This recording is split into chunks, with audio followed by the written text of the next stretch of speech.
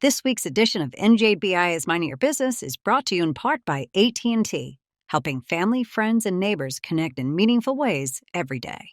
By PSE&G, powering a future where people use less energy that's cleaner, safer, and delivered more reliably than ever. By New Jersey's community colleges, aligning education to build an innovative workforce. Find out how your business can benefit at njpathways.org. And by New Jersey Business Magazine, providing critical information needs for New Jersey's business community for more than 67 years.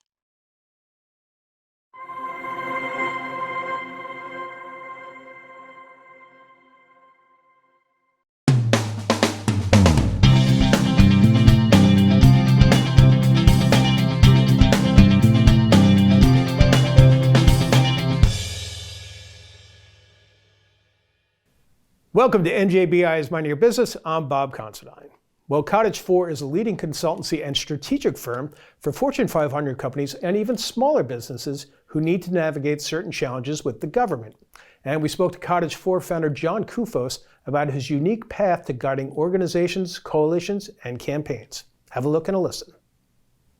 John, tell us about Cottage 4 and how it helps businesses. So Cottage 4 is a public affairs firm down in DC, although we work across the country. And the simplest way to think about it is we help business navigate the federal government, the executive branch. Right.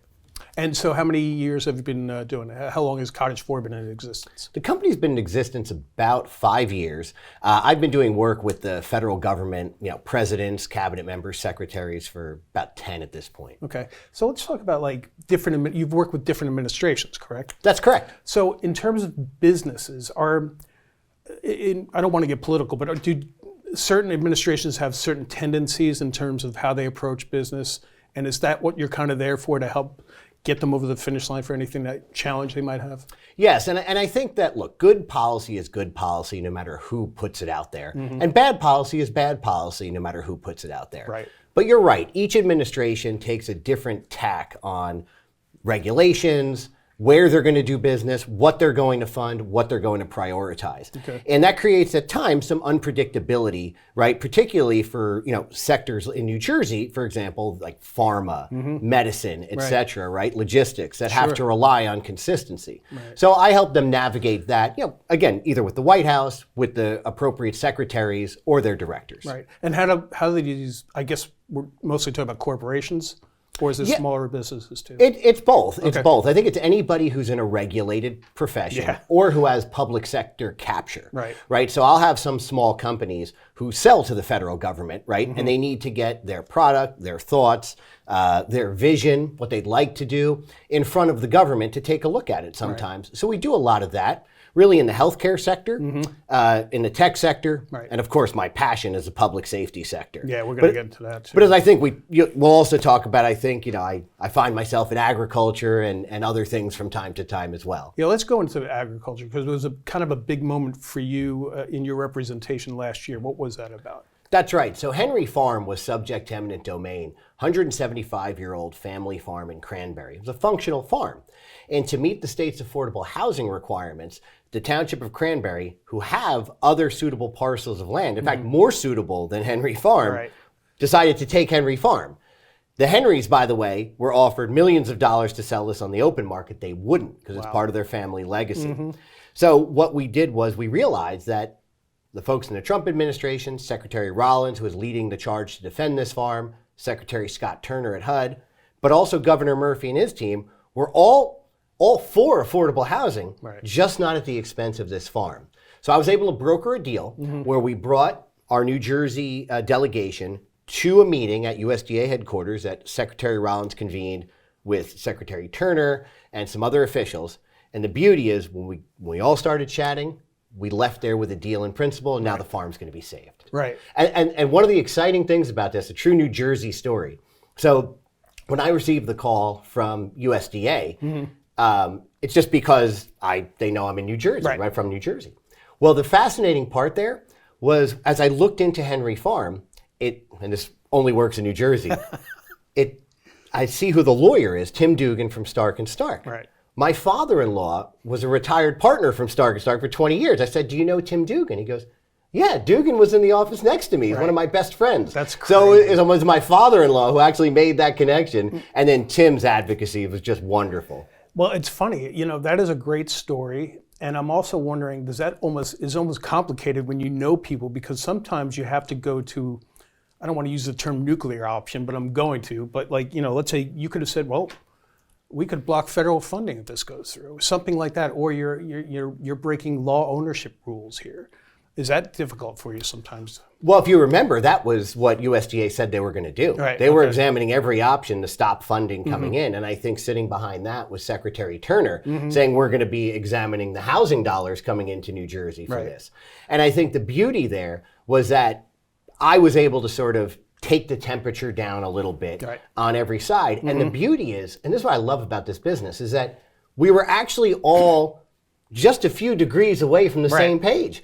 Everybody wanted the same thing. And we were able to get there. And, the good news is that this farm is now going to be saved.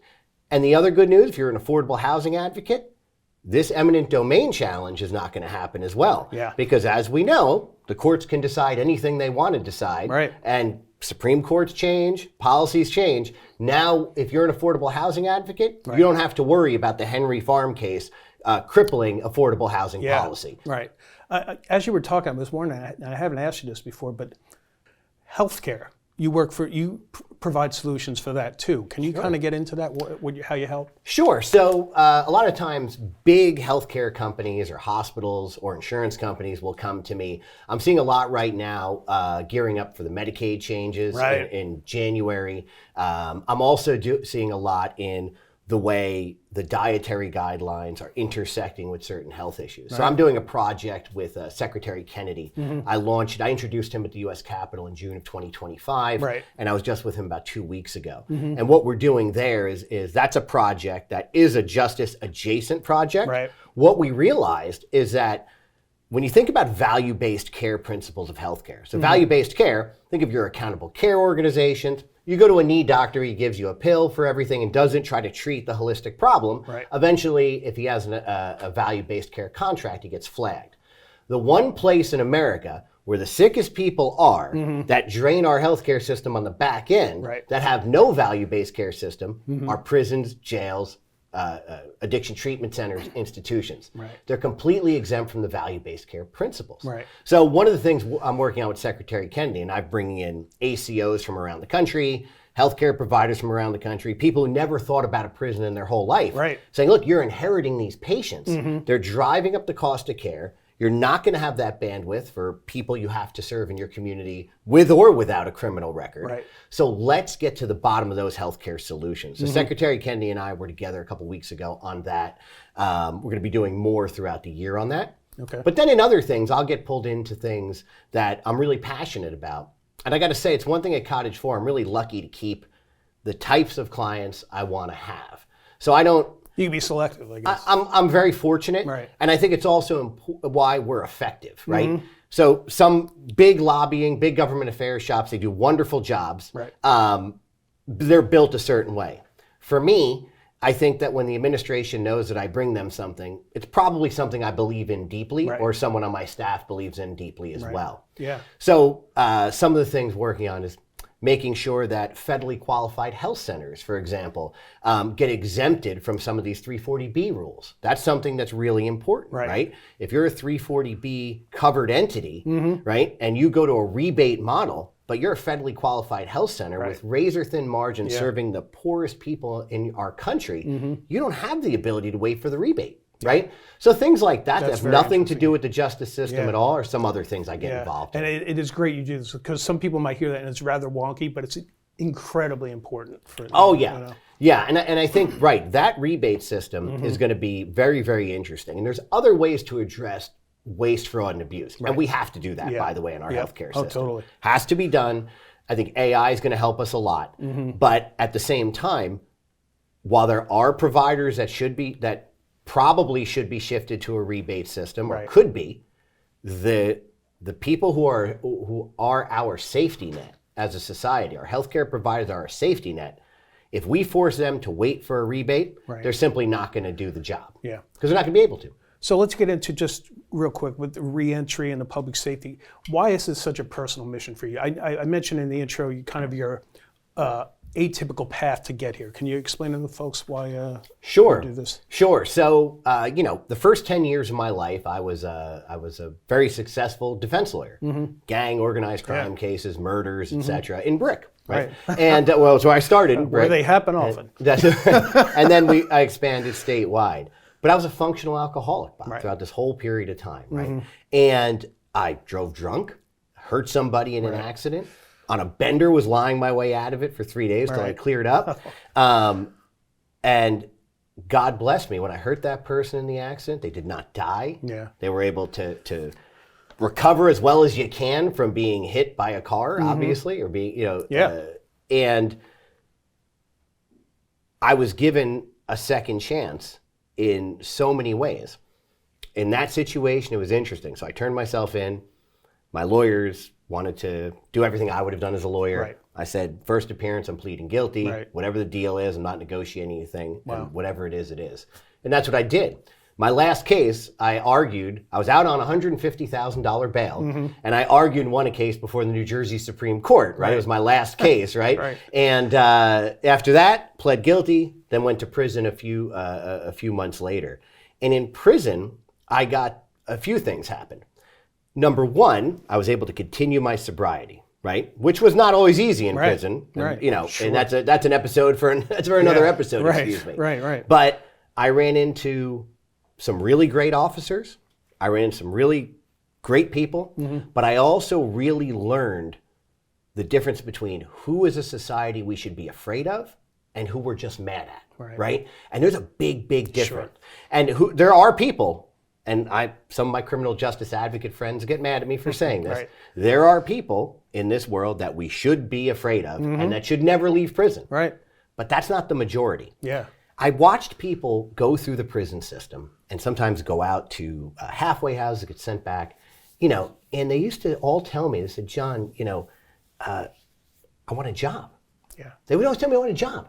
And they never asked me for money, which was good. I was going through bankruptcy at that point in my life, so I had nothing to give. But I had a few bucks on my books because my lawyer friends hooked me up. Good for you. But very lucky, all the ramen I could eat. And they wanted a job. And I didn't know I could do anything about it. I get paroled. I don't expect to get paroled, right? At this point, I always tell the good Jersey joke we tell here. I never knew a single politician until I was a felon, right? Now I can't get away from them. But in Jersey, that's I think it's like a rite of passage, right? Sure. But so I get released. The parole board, I cannot say enough good things about the New Jersey State Parole Board. Not only did they give me the opportunity to succeed, they gave me the outpatient treatment I asked them for, and they treated me so fairly. That's great. And then I was released, but then I had nowhere to go. That house in Brick I told you about, foreclosed upon, everything was gone. So I move in with a law school roommate who took me in. Should I move in? He took me in Hoboken, which isn't really where a drunk goes to get sober, right? but they or to find parking. Right, good point. But they have great recovery there, and that was God at work. So I had a chance meeting with Governor Jim McGreevey, former Governor Jim McGreevey at that time. Jim had this beautiful vision of increasing second chance hiring and job readiness for people with criminal records around the country. Right. I had this experience and a bunch of old lawyer friends that wanted to help clear up driver's licenses, little barriers that impede work. And together, we worked. Jim gave me a chance. I was able to help him execute his vision for the New Jersey Reentry Corporation. I was its first executive director, which was a great honor to work for him and 5 of the former governors. That work, I worked with Governor Christie through that. In fact, I'm still working with Governor Christie on a few public safety projects around the country. And everything I have is because of that situation, which drives me, Bob, to give back at all times. So you find I am probably the toughest on crime guy that's been to prison that probably exists in this country. Good for you. But that's because I understand what's out there, and I'm very grateful.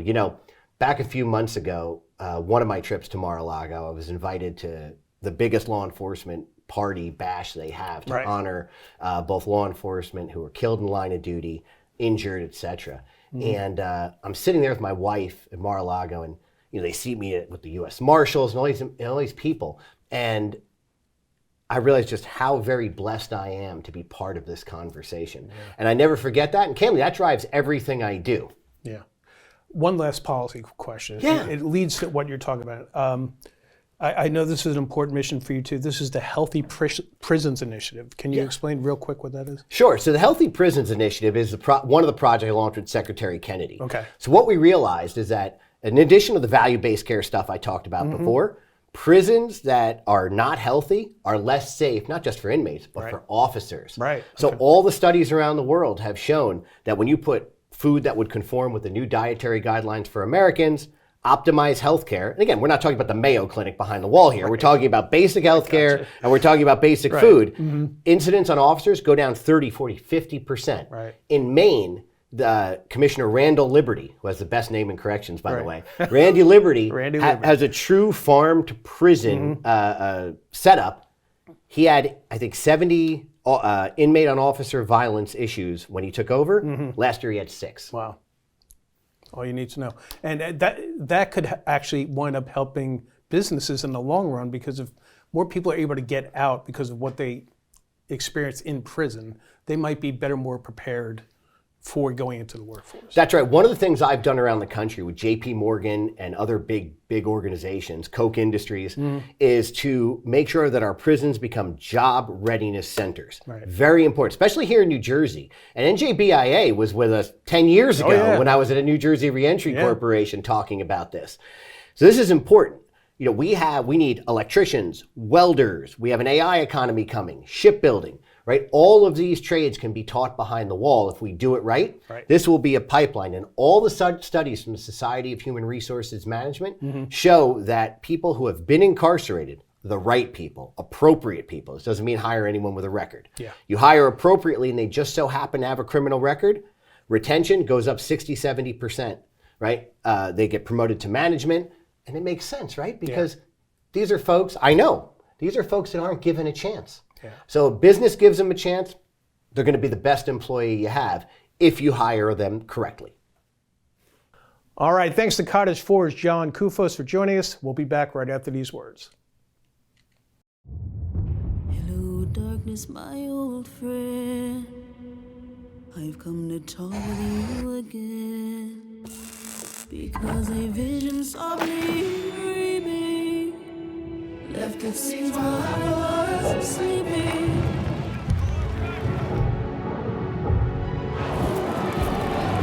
And whispered in the sound of silence. Welcome back to NJBIA's Mind Your Business, where we turn to policy concerns of gig workers in New Jersey. Last year, the State Department of Labor proposed a game-changing rule which would make it very difficult to be an independent contractor in New Jersey. And in the wake of that proposal comes a new eye-opening report about the state's policy approach to gig workers from our next guest, Kim Kavin from freelancebusting.com. Have a look. So Kim, before we get into your report, Extremism versus Entrepreneurism, let's talk about the rule proposed by the Murphy administration last year, which basically made it much harder to become an independent contractor in New Jersey, correct? Yeah, so if you look at the attorney analysis of this, which is all in that report for people to see for themselves, they're using language like this is an existential threat to independent work. Right. One lawyer wrote that this would almost entirely eviscerate the ability to be an independent contractor in New Jersey. You don't hear lawyers saying things like that very often, let alone putting them in writing. Right. That's what we're talking about here. It's an extreme proposal. It's why my report is called Extremism versus Entrepreneurism. What's happening here is not normal. Right, and this rule has not been finalized yet. I guess the Sherrill administration kind of put a moratorium on all rules that had carried over. You have any feel on where this is going right now?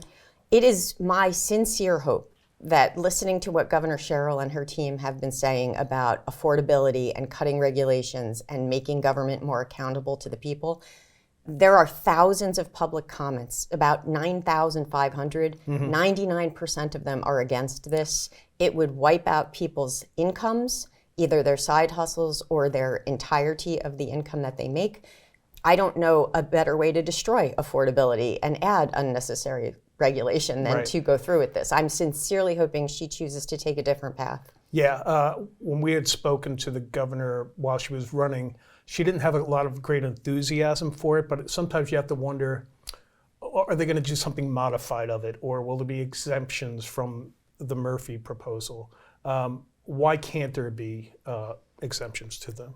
That was tried in California, and it failed and is continuing to fail. To this day, they're still running news stories out in California about businesses going down and careers going under because of this type of policymaking. There's actually one public comment that I made sure to focus on in the report about how just the way we've been doing this so far, without imposing this rule, just the variation on it that we've been doing in New Jersey, the economists wrote it has already weakened our overall employment, our self-employment, our traditional employment, with a disproportionately negative impact on women. Yeah. It's bad. And they found the same thing in California. It's all outlined in detail. There's over 200 footnotes in this report if people want to really dig in and look. But it's just bad policy. Yeah. We need to do a better turn here. And I think we could lead not only in New Jersey, but the nation if we do this better. Okay, so extremism and entrepreneurism.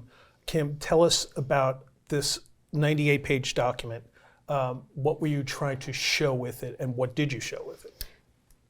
One of the challenges with this type of policy area is that a lot of the people who are affected don't have professional lobbyists. Independent contractors by nature are independent. And so what you have in these thousands of pages of public comments are people trying to speak up and make their voices heard. And they're going up against public comments being filed by multi-million-dollar nonprofits, not even from New Jersey, that are referencing research and data in ways that is really extreme. There was one public comment that was against the independent contractors on this that referenced source material that equated independent contracting with things like workplace violence. This is extreme thinking about what it is to be an entrepreneur in this country. Right. And so what I was trying to do in drafting this report is I have read all these public comments. I have read the source material from the folks who are against us on this.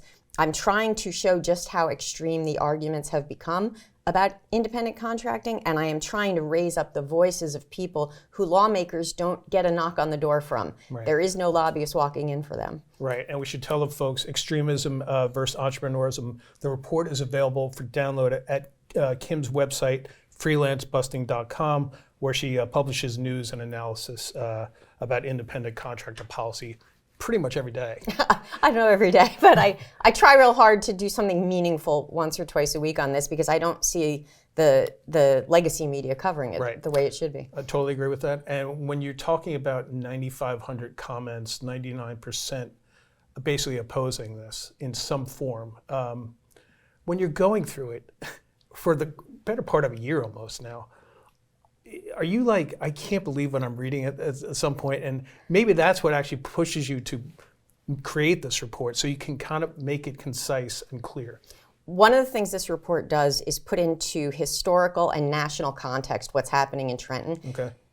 What's happening here is the culmination of years and years of buildup in California, in Washington, all throughout the country, where they've been pushing and pushing and pushing to try and get to this kind of an extreme outcome. Right. So yes, it is hard to look at it and think it's real, that none of this should be happening. None of this is normal. But here we are, and I am super excited to see the entire state of New Jersey pushing back and saying, no, this is wrong. And we should explain to the folks, 9,500 comments on any rule is pretty shocking. I asked some longtime lobbyists in Trenton and guys who've been around here for about 30, 35 years, and they told me if you get even 100 comments, that's unusual. Right. This is staggering what's happening. And these are a lot of real people in these comments. It's not just lobbyists and people like that. And this is about their livelihoods. Obviously, we're at NJBIA. We don't want to see everybody required to be an employee because it becomes unaffordable for the business. But for freelancers and gig workers, independent contractors, whatever you want to call them, this is their livelihoods. I can tell you, I have spent 30 plus years as a writer and editor. I did about a decade on staff, and I've done about 2 decades as a freelance writer and editor. For me, It just has worked out better as a freelancer. I'm happier, I'm healthier, I make more money, Yeah. I like it better. It's not for everybody, just like being a staffer is not for everybody. Right. The entire point of all these different pathways to achieve the American dream is you get to choose. If you are a little more entrepreneurial, you have this pathway. Right. If you would rather have a boss and hang up at 5 o'clock in the afternoon and go home, you can do that too. There's no right or wrong, but trying to shut down a whole entire pathway of earning a living, it's extreme. Right. It's beyond nuts. And for all those comments that oppose it, there were some that supported this rule, but even you did some digging into, you verified some of the information in those support things. It wasn't really all it was cracked up to be, correct? There is so much questionable information in the research and studies that were filed about this. Just as one example, when you dig into one of these reports that's being used to say the state is losing X amount of money to this problem they allege they're trying to solve, the authors of the study itself say, you can't really trust these numbers because we're not quite sure that we've got it all in here. And when you read something like that and you realize policies being made about this, laws have been enacted based on this, something has to be done. The report recommends an inquest to look at exactly how much of this is real, how much of it is not, and what we can do going forward to have more reasonable policy in this area. And I think it might be fair to say, just from the other side, I mean, if there's a thrust to this even happening, it's about misclassification. And we have often heard, like, you know, construction is where this is happening the most. Did it bear out for you that when you were doing the research on it? There's a whole section in the report about the public comments related to construction. And even in the research that was funded and sponsored by the construction industry, folks who are against the independent contractors, what those researchers are saying, and what is borne out in a few other of the comments against us, is that there seems to be a disconnect where we're calling things misclassification, but perhaps the actual problem is under the table cash work related to undocumented immigration. Wow, yeah. Those are two different things. Yeah. And so I don't know, I'm not an expert in the construction industry, but I can tell you there are multiple public comments that verify this, and they did not come from the independent contractor side. Right. They're all saying the same thing and pointing in the same direction. Right. You know, nationally, you've spoken before Congress on this, Kim. What are kind of the latest trends on the independent contractor rule? Is the Trump administration trying to protect independent contractors? Is there an effort in Congress to do what's happening in New Jersey, or what's being attempted to do in New Jersey? Where are we? Everything is going the opposite direction of New Jersey in Washington right now. In Congress, I was most recently there less than a year ago in the Senate side for a bill called the Modern Worker Empowerment Act that's trying to stop this at the federal level. We just had the Trump administration put forward a new rule. It's I think 143 pages long. Still working my way through that one. But their intent appears to be to try and stop this and protect independent contractors from this. Folks are arguing about what should the regulatory language actually look like. Lawyers get paid to do that, and that's going to happen, and there's lots of ways we can discuss that. But as I note in the report, the language we're using in New Jersey, it's no longer being used as a tool to stop misclassification. When you have lawyers saying this is an existential threat to independent work, that's not a tool to stop misclassification. That is weaponizing regulatory language to attack independent contractors. Okay. And last question, Kim. So we're here at early 2026, Cheryl administration. What do you hope, if I were to talk to you 3 or 4 months from now, what will have happened? I think she has a fantastic opportunity to not only make New Jersey a more moderate, reasonable, rational voice in this policy area, to support entrepreneurial people and the businesses that we work with, but also to show the country that this can be done in a way where you really do address actual cases of employee misclassification, but you don't do it in a way that threatens the livelihoods of the vast majority of legally operating businesses and independent contractors. All right, thanks to Kim Kavin from freelancebusting.com, and thank you for joining us on NJBIA is Minding Your Business. We'll see you next time.